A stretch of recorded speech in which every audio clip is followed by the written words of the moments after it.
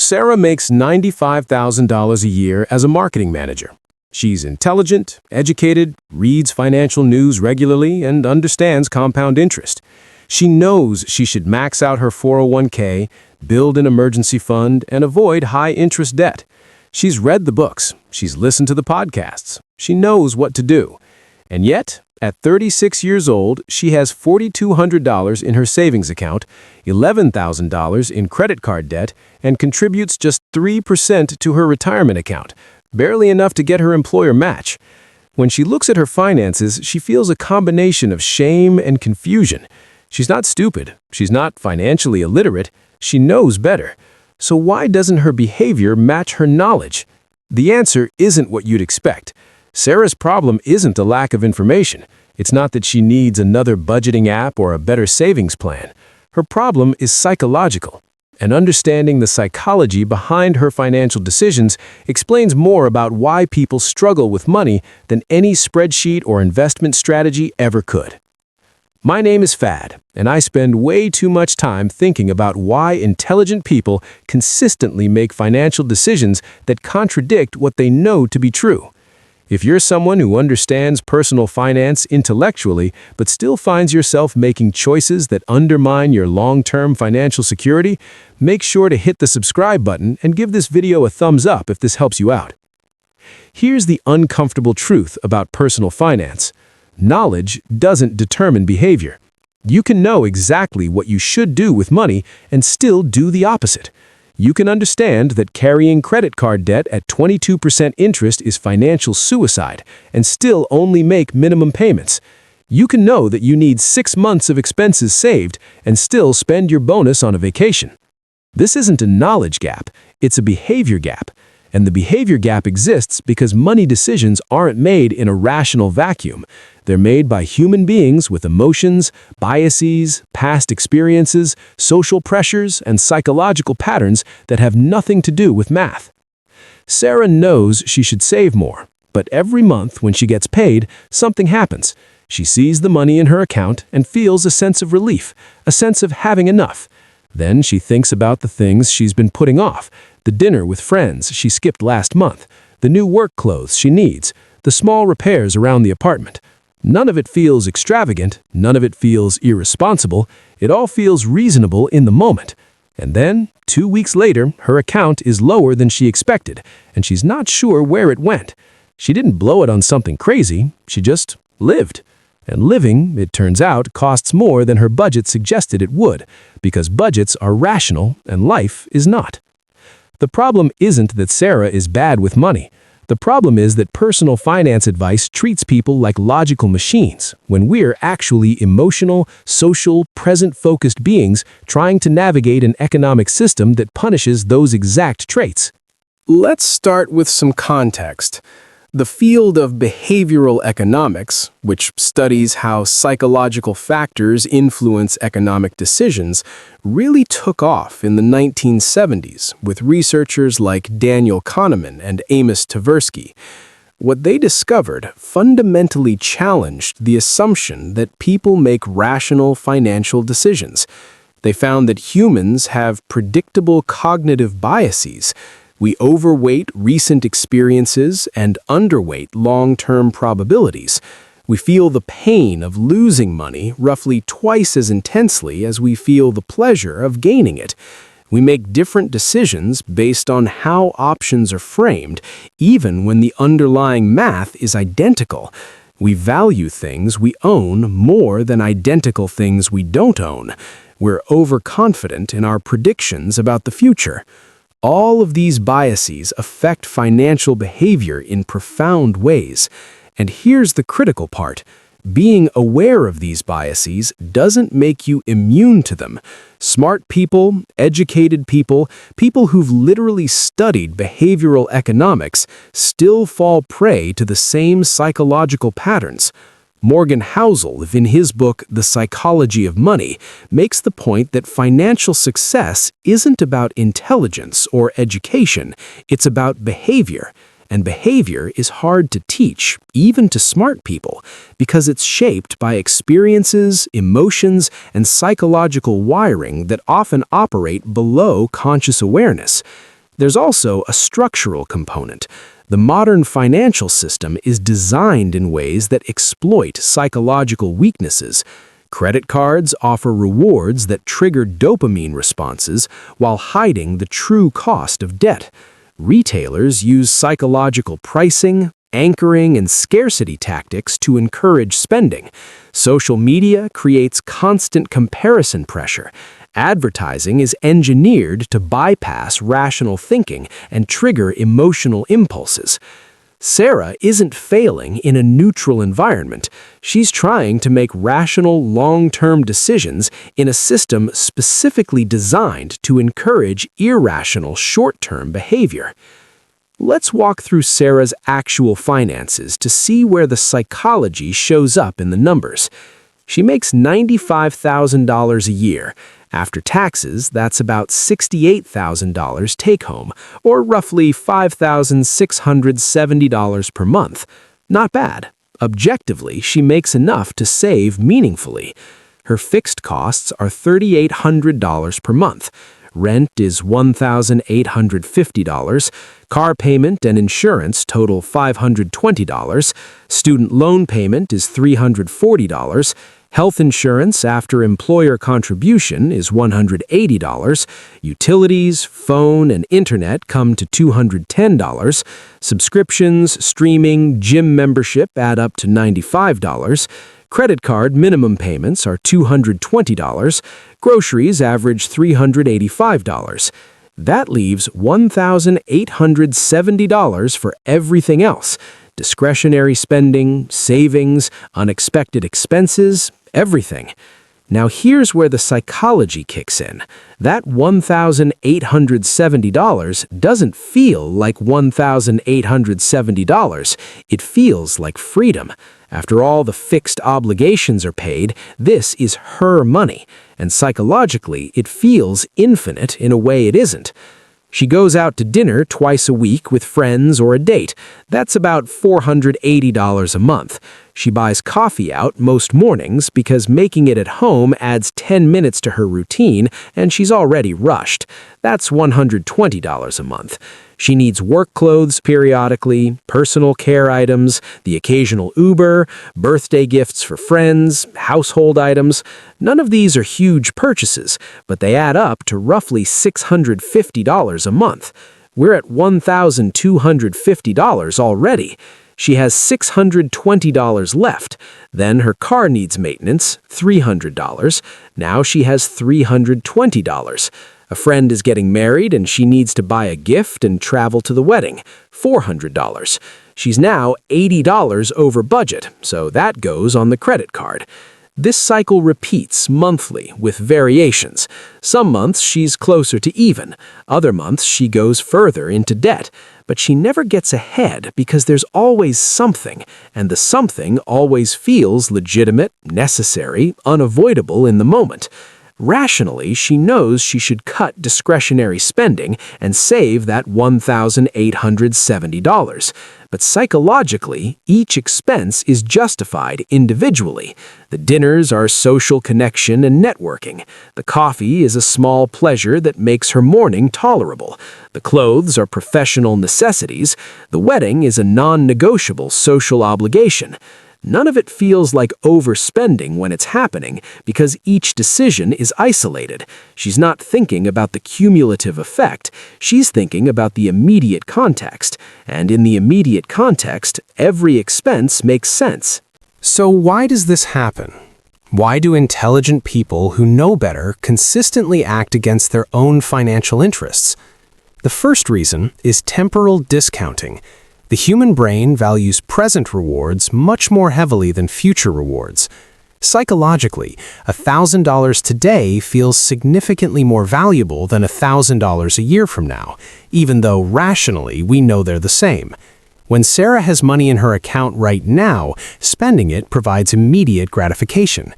Saving it provides a theoretical future benefit that feels abstract and distant. Her brain is wired to choose the immediate reward. The second reason is mental accounting. People treat money differently based on arbitrary mental categories. The $1,870 in discretionary funds feels different from the $3,800 in fixed costs, even though it's all the same money. She would never skip her rent payment, but she'll easily skip transferring money to savings because one feels like a real obligation and the other feels optional. The categories are psychological, not mathematical, but they determine behavior. The third reason is the planning fallacy. We consistently underestimate how long things will take and how much things will cost. Sarah budgets $385 for groceries, but that's the minimum if everything goes perfectly. It doesn't account for the week she's too tired to cook and orders takeout. It doesn't account for hosting a dinner party. It doesn't account for replacing the spices that ran out or the dinner she agreed to bring to a potluck. Real life has friction and variability that budgets don't capture. The fourth reason is social comparison and lifestyle creep. Sarah makes $95,000, which is well above the median household income in America, but she doesn't compare herself to the median American. She compares herself to her peer group, college-educated professionals in their mid-30s living in a mid-sized city. In that reference group, her income is average or even below average. Her spending reflects what feels normal in her social circle, not what's actually affordable on her income. And here's the systemic part. The entire consumer economy is designed to exploit these psychological patterns. Retailers use buy now, pay later to exploit temporal discounting. Credit card companies offer rewards to create positive associations with spending. Social media creates constant exposure to other people's lifestyles, fueling comparison. Advertising targets emotional triggers, not rational analysis. Sarah isn't weak or disciplined. She's a human being navigating a system that's psychologically adversarial to her long-term financial interests. Every psychological vulnerability she has is being actively exploited by sophisticated marketing and behavioral design. So what's the reframe? How do you think differently about money when you understand the psychological patterns at play? The first shift is recognizing that willpower isn't the answer. Financial advice often frames saving as a discipline problem. Just be more disciplined. Just resist temptation. Just stick to the budget. But willpower is a finite resource. You can't willpower your way through a system designed to deplete your willpower. Instead, the goal is to design systems that align with your psychology, not fight against it. If you know you're prone to temporal discounting, you don't rely on future you to make better decisions. You automate savings, so present you never sees the money. If you know mental accounting affects your behavior, you use it intentionally by creating mental categories that support your goals. The second shift is moving from a deprivation mindset to a values alignment mindset.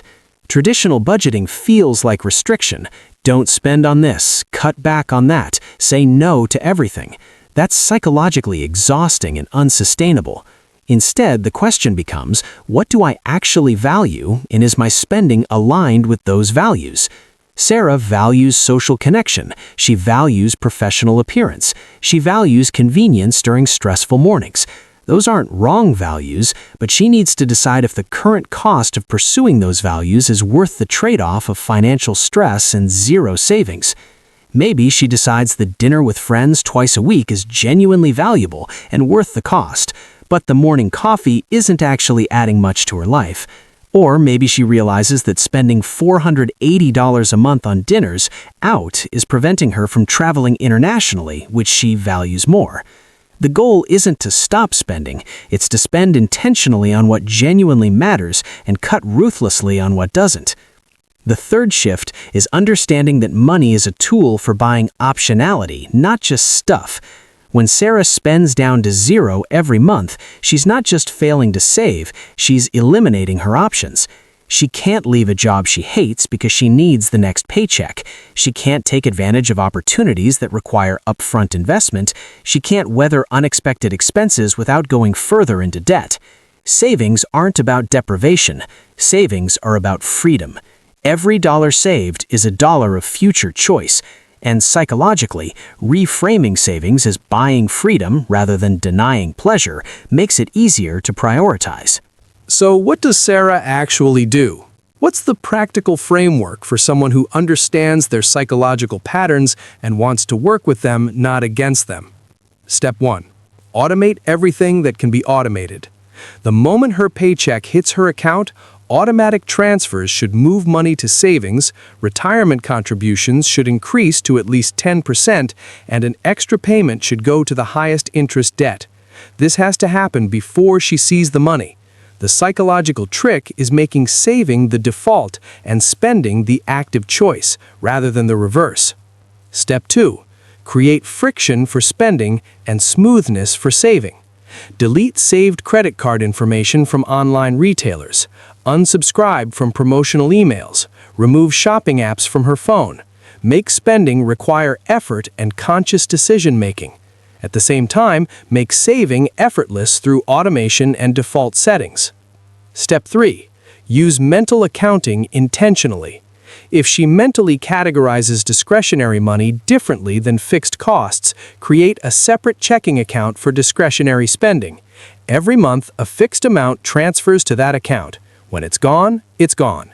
This creates a hard constraint that her brain will recognize as real, similar to how she wouldn't skip rent. Step 4.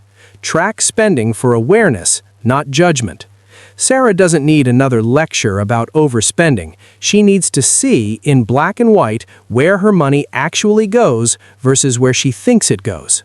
Most people are shocked when they track spending for a month and realize they spent $200 on things they can't remember, or $150 on subscriptions they forgot they had. Awareness creates the opportunity for choice. Step 5. Define the minimum viable lifestyle. What's the absolute minimum she could live on comfortably if she had to? Not poverty-level minimalism, but a genuinely acceptable baseline.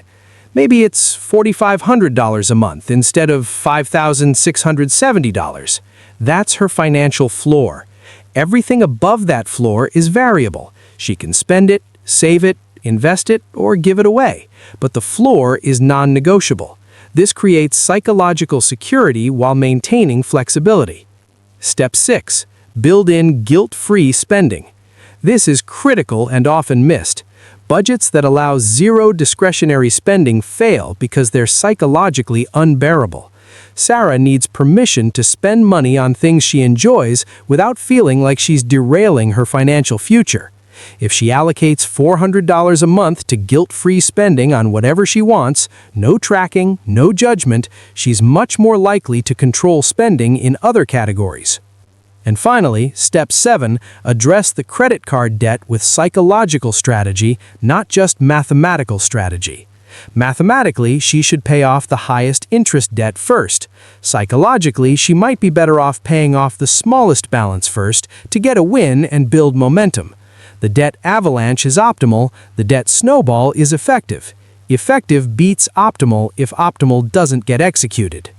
Let me leave you with this. Sarah's problem isn't that she's bad with money. Sarah's problem is that she's human, and being human means being subject to psychological patterns that often work against long-term financial success. The financial advice industry likes to pretend that information is the problem. If people just understood compound interest, just knew how much they should save, just learned about index funds, they'd be fine. But that's not true. Most people know what they should do. The gap between knowing and doing is psychological, not informational. Understanding the psychology of money doesn't eliminate the challenges. Sarah is still going to feel the pull of immediate gratification. She's still going to face social pressure to spend. She's still going to make mistakes. But understanding the psychological forces at play gives her the ability to design systems that work with her human nature instead of demanding she override it through pure willpower. Financial success isn't about becoming a perfectly rational economic agent. It's about being self-aware enough to recognize your psychological patterns and strategic enough to build systems that account for them. It's about knowing that you'll be tempted to spend and automating savings before temptation arrives. It's about knowing that future you will rationalize bad decisions and removing future you's ability to make those decisions. Money is psychological. The sooner you accept that and design your financial life accordingly, the sooner you stop fighting yourself and start making progress. If this helped you understand why you make the financial decisions you make, even when you know better, hit the like button. If you want more realistic financial frameworks that account for human psychology, subscribe and drop a comment. What financial decision do you keep making even though you know you shouldn't? I read every one. Thanks for watching. I'll see you in the next one.